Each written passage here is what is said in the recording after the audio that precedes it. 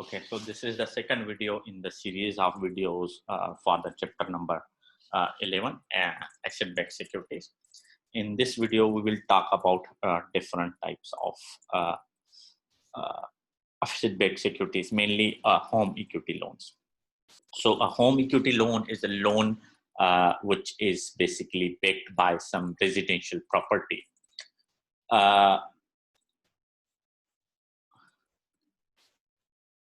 Loan often is first lien on the property where the borrower has either an impaired credit history and or payment to income ratio is too high for the loan to qualify as a conforming loan, as we discussed the conforming conditions in our previous chapter.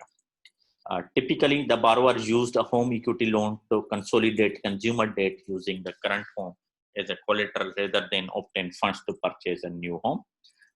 Close end, so there are close end and open end home equity loans. A close end ACL is structured in the way is fully amortizing residential mortgage loan. That is, it has a fixed maturity and payments are structured to fully amortize the loan. In contrast, in an open end HEL, the borrower is given a credit line and can write checks or use a credit card for up to amount of the credit line. The amount of the credit line depends on the amount of equity the borrower has in the property. Because home equity loan securitization are predominantly close end, our focus will be on that. There are both fixed and variable rate close end HELs. Typically, variable rate loans have a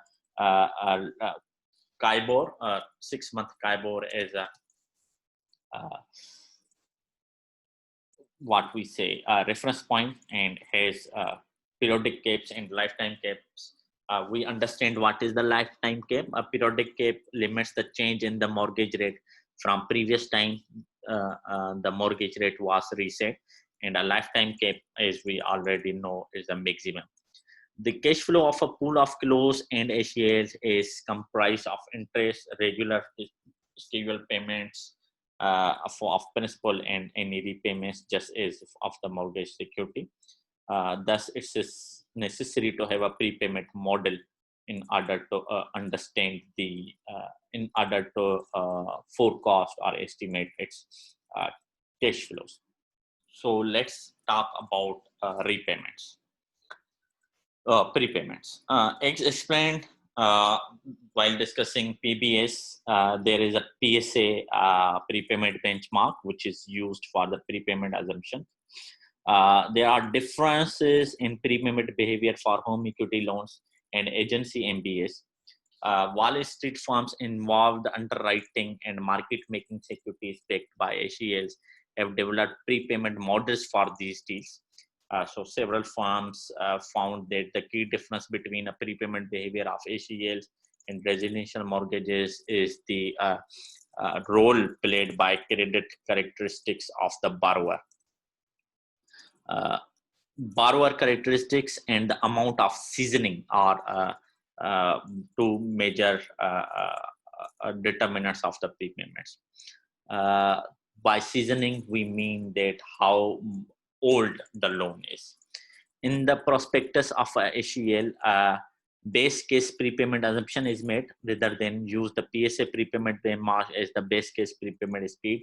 Issuers now use a base case prepayment benchmark that is specific to that issuer. So every issuer uses their own benchmark based on their past experiences. The benchmark prepayment speed in prospectus is called the prospectus prepayment curve or PPC, as with the PSA benchmark. Having an issuer specific benchmark is preferred to a generic benchmark because the drawback for this because of the obvious accuracy, but the drawback of this improvement is that the prepayment characteristics of a pool of mortgage loan will be different, right? Let's talk about payment structure now.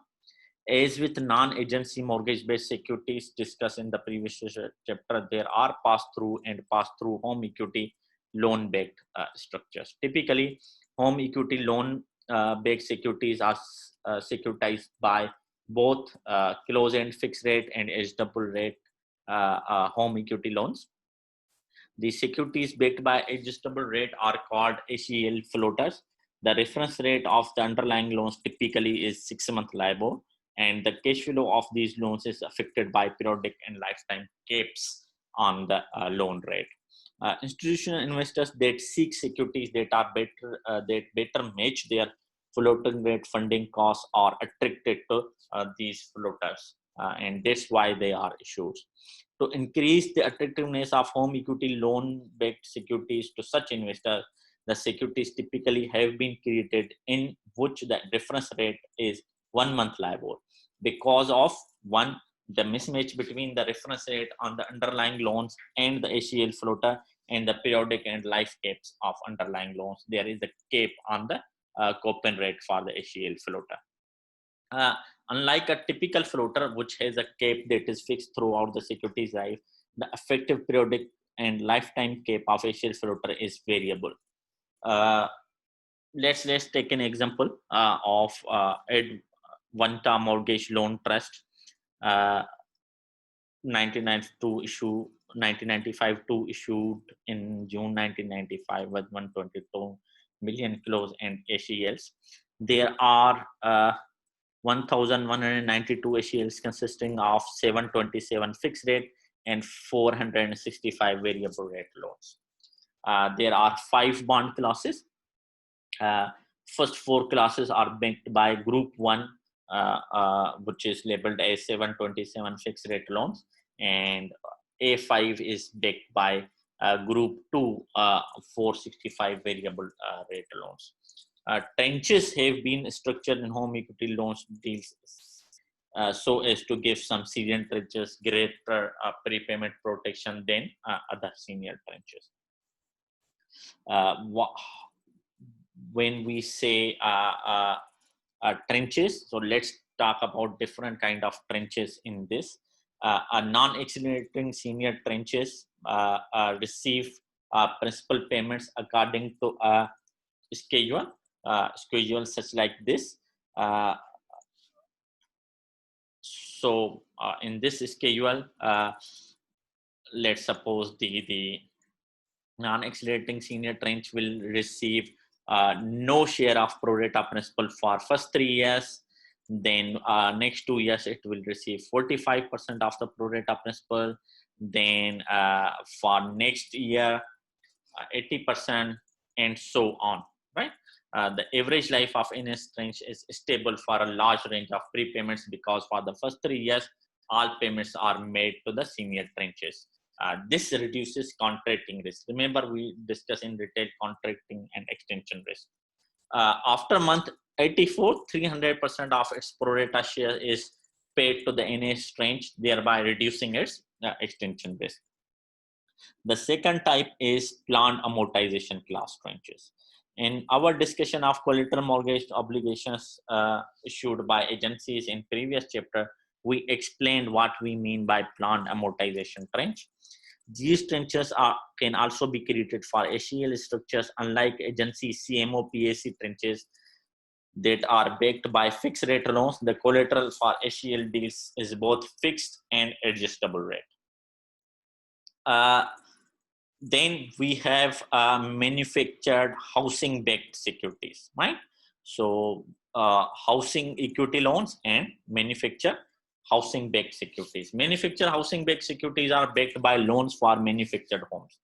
In contrast to site built homes, manufactured homes are built at factories and then transported to a site and then reassembled.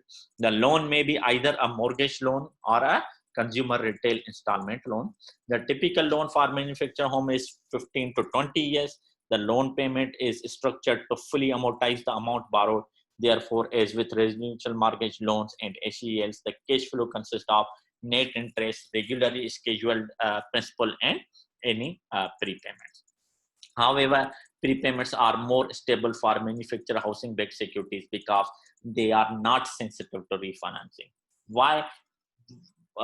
First, because the loan balance are typically small, So there is no significant dollar saving from refinancing. Second, the rate of depreciation of mobile homes may be such that in the earlier year, depreciation is greater than the amount of the loan paid off. This makes it difficult to refinance the loan. And finally, typically borrowers are of lower credit quality and therefore find it difficult to obtain any funds or finances. So this all in this video number